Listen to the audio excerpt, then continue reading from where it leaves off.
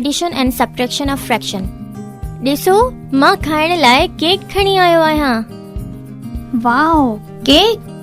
हाँ, हिन बॉक्स में 3 आउट ऑफ 6 केक स्लाइसेस आहिनि ऐं ॿिए बॉक्स में 2 आउट ऑफ 6 केक स्लाइसेस आहिनि। त ही टोटल केतिरा केक स्लाइसेस थिया? If one box has 3 out of 6 cake slices and other box has 2 out of 6 slices, what is the total number of slices? ही मालूम करण लाइ असां 3/6 ऐं 2/6 खे जोड़ कंदासीं। 3/6 ऐं 2/6 ॿिन्ही फ्रैक्शंस में डिनोमिनेटर सेम आहे, त असां इन्हनि जो कॉमन डिनोमिनेटर लिखंदासीं जेको आहे 6। हाणे असां ॿिन्ही फ्रैक्शंस जे न्यूमरेटर खे जोड़ कंदासीं हीअं 3 + 2 = 5। त जवाब आयो 5/6।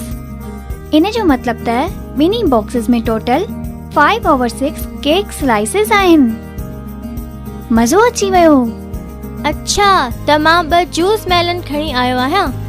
अचो इन्हनि खे कटियूं या वढियूं था। अरे वाह, तूं जूस मेलन खे बिल्कुल बराबर हिस्सनि में कट कयो आहे। मां पहिरियों पिंक वारो खाईंदसि। मां बि। अरे ही त बिल्कुल बि मिठो न आहे। हलो ॿियो खाऊं था। Very sweet. मां त ॿियो बि खाईंदसि। असां हिन जूस मेलन जा 4 आउट ऑफ 8 स्लाइसेस खाधा ऐं ॿिए जूस मेलन जा 2 out of 8। If 4 out of 8 slices of sweet juice melon were eaten and 2 out of 8 of the other, what is the total number of juice melon slices that were eaten?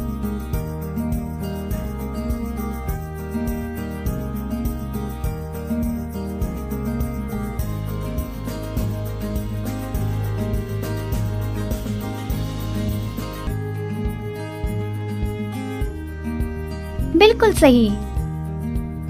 असां 6/8 juice melon slices खाधा। हलो हिन जबल ते हलूं था। हिते पहुची volcano rocks गॾु कयूं था। ॾिस, मां 12 out of 18 red volcano rocks गॾु कया आहिनि ऐं मां blue 4 out of 18 volcano rocks गॾु कया आहिनि। सब्ट्रैक्ट करे मालूम कयूं था त मां तोखां केतिरा घणा रॉक्स जमा कया। If 12 out of 18 red volcano rocks were collected and 4 out of 18 purple volcano rocks were collected, how many more red rocks were collected? छाकाणि त ॿिन्ही फ्रैक्शन जो डिनोमिनेटर सेम आहे त असां 18 खे कॉमन वठंदासीं ऐं 12 मां 4 खे सब्ट्रैक्ट कंदासीं त जवाब आयो 8/18 माइल्स। कुकू, तूं जूस पीअंदे? मूं वटि 10 लीटर्स जी जूस बोतल आहे जंहिंमें 7 लीटर्स जूस मौजूद आहे। ऐं तूं मूंखे हिन 7/10 लीटर्स मां 3/10 लीटर्स जूस पीअण लाइ ॾिनो त सब्ट्रैक्ट करे ॿुधाए त बोतल में केतिरो जूस बाक़ी आहे। There were 7/10 liters of juice in the bottle. 3/10 liters juice was poured out. How many liters of juice is left in the bottle? Find out.